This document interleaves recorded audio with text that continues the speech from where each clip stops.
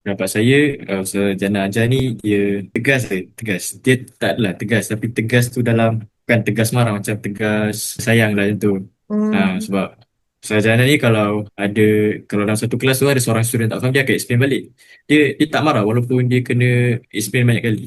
Walaupun waktu free pun, macam saya dengan dua fakul tu, dia ada buat kelas waktu petang. Petang tu tak ada dalam schedule normated kan, tak silap saya.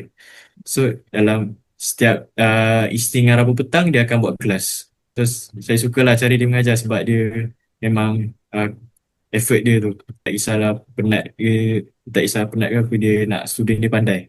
Paling basic tak faham lah. Tapi yang huah rumah pun tu, yang basic tu saya dapat. Cuma yang i'rab, kemudian alamat dia semua tu saya tak faham dulu. So bila first class saya join dengan Ustaz Jannah, Hmm. dalam satu kelas tu saya dah faham dah. Saya dah faham dah cara i'rab, menggalakkan kawan-kawan saya lah untuk join now method.